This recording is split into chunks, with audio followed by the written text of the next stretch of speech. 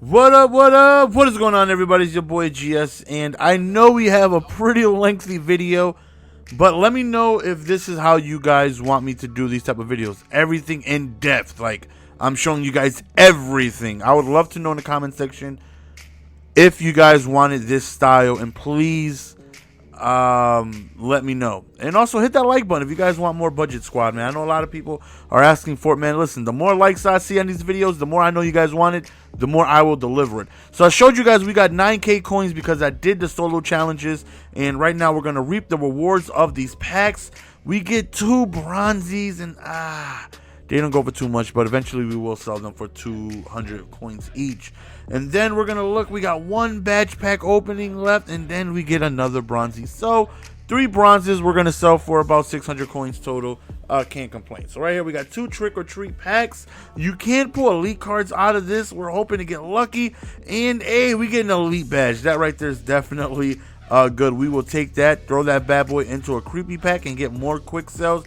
900 coins just like that. And like I said, we're going to add that to the creepy pack. So we got 1 more, and then we get lucky right here. We end up pulling another elite badge, but then wait for it.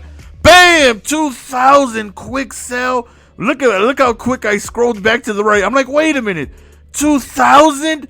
You've got to be kidding me. That is by far the most I've seen. And I was like, great. That gives us 13k to work with through the solo challenges and the badges and things like that. So that right there is definitely a good amount. Only 20 contracts. We need some more of those, right? So right here we're going to go straight to creepy packs, and we are going to get 2 of them. And whatever we get, man, this is more coins for us. We're going to get them quick sells. We're going to be able to open them bad boys up, and then we are going to be able to make more coins, because as you guys know, I have 2 players on my mind, and those are both Antonio and DRC Cromardis. So we want both Cromardis. Let's see if we can get lucky again. If we get like another 2k quick sell, that would be huge. So let's see if we get lucky. We get 300, 250, and then 100. Not too bad. We will take it. 650 coins that we can we badly need.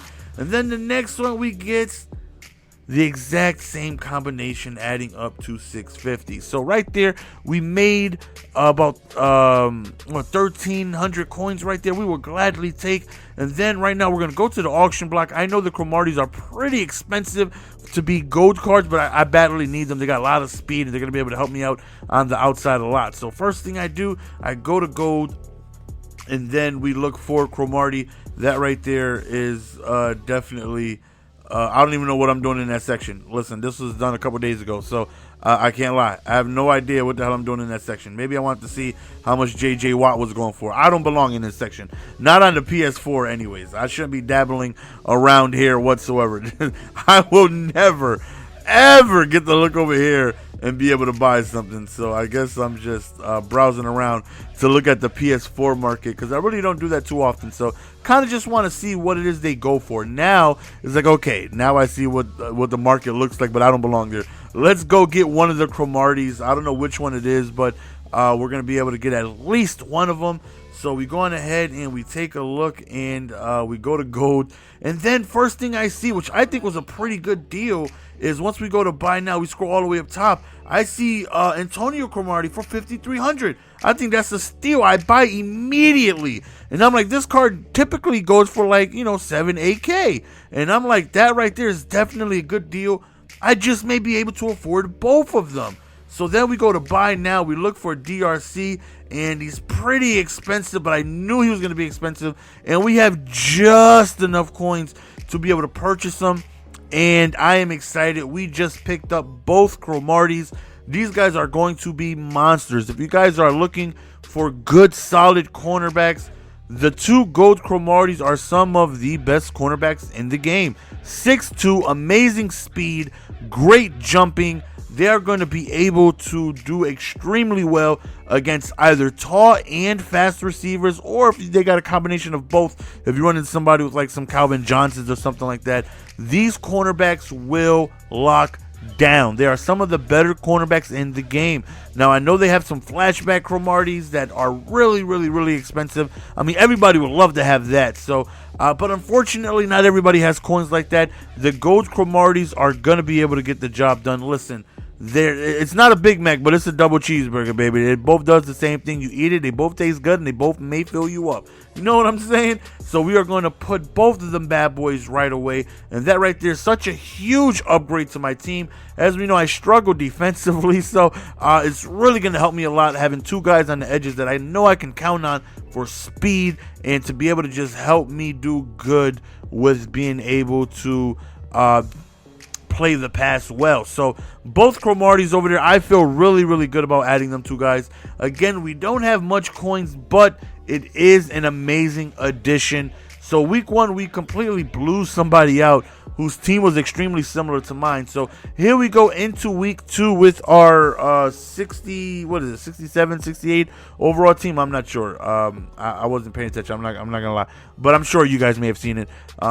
67. There we go. 67 overall team going into week two. And unfortunately for us, we get matched up against somebody with an extremely better team. But as we all know, these teams can be beaten if you play well. 90 Andrew Luck, 90 Marshawn Lynch. And I'm thinking to myself, you got to be kidding me, man. 2 Garçons, Deshaun Jackson, 90 Casper, a very good offensive line. And I'm just thinking to myself, wow, this is going to be tough. This is going to be tough. Now, by no means do I look at this and give up and say I'm going to get destroyed. You know, it's a challenge. You know, his team is severely better than mine. You know, he's got to be looking at somewhere along the lines of like an 85, 86 overall team or something like that. And here we are with the 67. And it's like, okay, it's going to be a challenge. You know, if we play smart, we possibly can get the win. So it's going to be tough. You know, when you're talking a differential of overall, first play of the game, no of you, give it to me, baby. He makes a bad read, throws underneath, and we get to pick the first play of the game. That right there was big. When you talk about a differential of MUT, of overall, of 15 to 20, that's big, you know, so it's gonna be tough. And right here on 4th and 2, I honestly don't even know if I have the kicker to make that field goal. I definitely need to upgrade my field goal kicker, but he was offsides, which gave us the first down. So right here, we're just trying to run, and like I said, man, his players are a lot better than mine, so he's getting a lot of block sheds. I'm getting not too much time in the pocket, and just stock coverage. Just my guys are just unable to block. They don't have the awareness. They don't have anything. So we kick a field goal and we go up 3 points. I feel like that right there was a free 3 points, considering he threw a turnover right to begin the game. So it's like, okay, you know, not too bad. I would have definitely preferred a touchdown, but not too bad. So here we go on his first offensive possession, legit drive instead of, throwing an interception. And Andrew Luck is just taking off. And right here, we send a blitz and we end up getting a sack. So 2nd and 14, he runs and we end up stopping that. That 90 Marshawn Lynch might be a problem. We get a huge sack on 3rd down and we force him to punt on 4th and 21. Now I'm thinking to myself, okay, if we score here, we can potentially win this game. We get ball at halftime. So this would be big for us to move the ball downfield and be able to score. Now, I just got to be careful with running into these big hitters because I'm not sure if Smith's going to be able to hold on for too long.